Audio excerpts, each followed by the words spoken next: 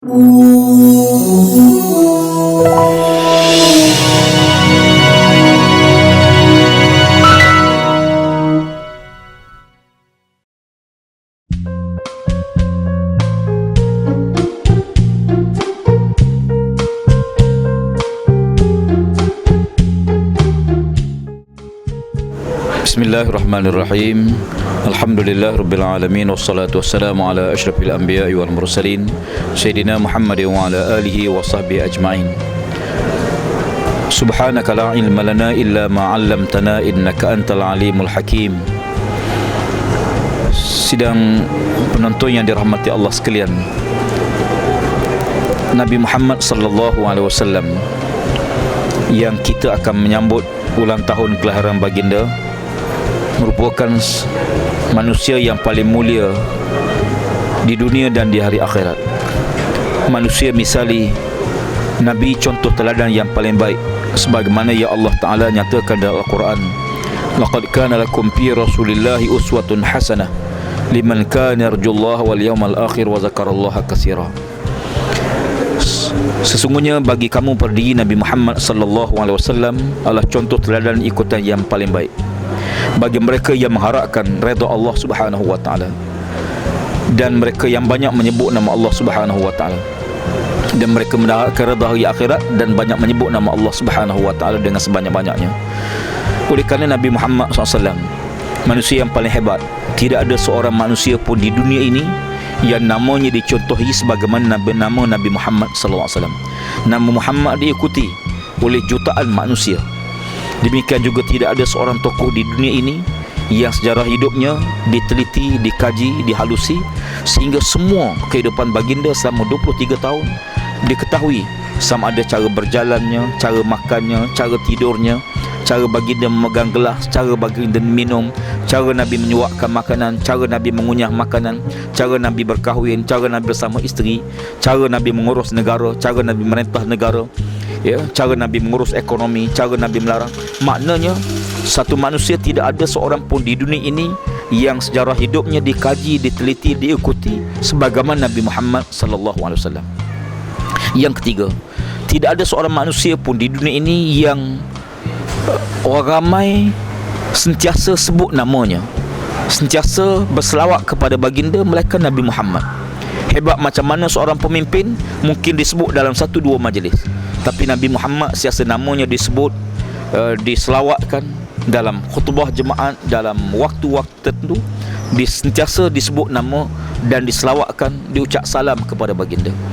Tidak ada seorang manusia pun di dunia ini yang disambut hari lahir setelah dia wafat melainkan Nabi Muhammad.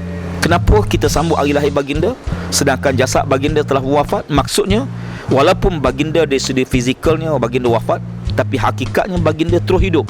Hidup dalam masyarakat, hidup dalam kampung, hidup dalam negeri, hidup dalam diri kita, hidup dalam negara kita, hidup dalam sebutan orang Islam seluruh dunia. Seolahnya baginda tidak wafat. Sebab itu bila kita, hatta waktu kita membaca selawat, membaca tahiyat sekalipun, kita akan baca assalamu alayka ayyuhan nabi. Dhamir alayka, kita bercakap pada orang depan kita. Maknanya seolah Nabi Muhammad ada depan kita. Kita tak kata assalamu alaihi, tapi assalamu alayka. Maknanya baginda sentiasa ada bersama kita. Seterusnya, tidak ada seorang manusia pun yang makamnya diziarahi oleh jutaan manusia tidak putus-putus, pagi, petang, siang, malam, melainkan Nabi Muhammad. Walau bagaimanapun, kagum macam mana pun kita dengan Nabi Muhammad, hebat bagaimanapun baginda, Nabi Muhammad bukan diutus untuk dikagumi. Nabi Muhammad bukan diutus untuk kata sehebatnya baginda, tapi Nabi Muhammad diutus untuk kita contohi. Oleh kerana itu, sempena dengan kelahiran Nabi Muhammad sallallahu alaihi wasallam 12 Rabiul Awal ini, marilah sama-sama kita berusaha. Pertama, kita tidak mungkin cinta pada Nabi kalau kita tidak kenal Nabi Muhammad. Mari kita mengenali Nabi Muhammad. Apakah kesukaan baginda? Apakah kebencian baginda? Apakah makanan yang Nabi suka? Apakah makanan yang Nabi tak suka? Apakah suasana yang Nabi suka? Supaya kita suka sesuatu yang Nabi kita suka, semoga kita boleh bersama Nabi kita di akhirat. Yang kedua, Nabi Muhammad adalah contoh kepimpinan yang paling baik. Bukan saja pemimpin mengubah negeri, tapi Nabi Muhammad merubah individu manusia. Individu itu diubah apa dia? Zahir dan batin manusia. Nabi Muhammad juga mengubah masyarakat, mengubah negeri, mengubah negara, mengubah persepsi hidup, hingga kita tahu mana yang boleh, mana tak boleh. Nabi Muhammad juga memperkenalkan kita siapa Tuhan kita. Kalau tak ada Nabi, kita tak tahu siapa Tuhan kita. Nabi Muhammad juga mengajar kita bagaimana untuk berhubung dengan Tuhan kita. Kalau Nabi tak ada, kita tak tahu bagaimana kita nak berhubung dengan Tuhan kita. Demikian juga Nabi Muhammad mengajar kita bagaimana untuk hidup yang terbaik. Kerana hidup yang terbaik ini untuk satu kehidupan yang sebenar di akhirat. Kalau tak ada Nabi Muhammad, kita tak tahu apa yang berlaku lepas kita mati. Adanya hisapan akhirat, adanya alam barzah, adanya titian sirat, adanya syurga neraka. Bermakna dengan Nabi Muhammad sallallahu alaihi wasallam, kita tahu matlamat hidup kita, tujuan. Apa tujuan Allah hidupkan kita di dunia? Kenapa kita dihidupkan? Untuk apa kita dihidupkan? Dan ke mana kita disudahi?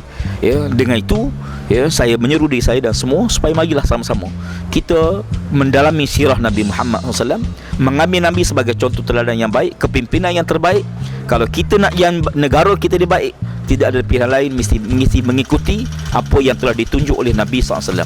Mudah-mudahan Allah Ta'ala menjadikan kita sentiasa kasih pada Rasulullah, membanyakkan selawat pada baginda, dan beramal dengan sunnah-sunnah yang telah ditinggalkan oleh baginda sallallahu alaihi wasallam. Semoga diberkati Allah Ta'ala, dan semoga Allah merahmati kita semua, dan Allah redha kepada kita hidup sementara dunia, supaya semoga Allah redha kepada kita hidup kehidupan kita selepas kematian kita, insya-Allah.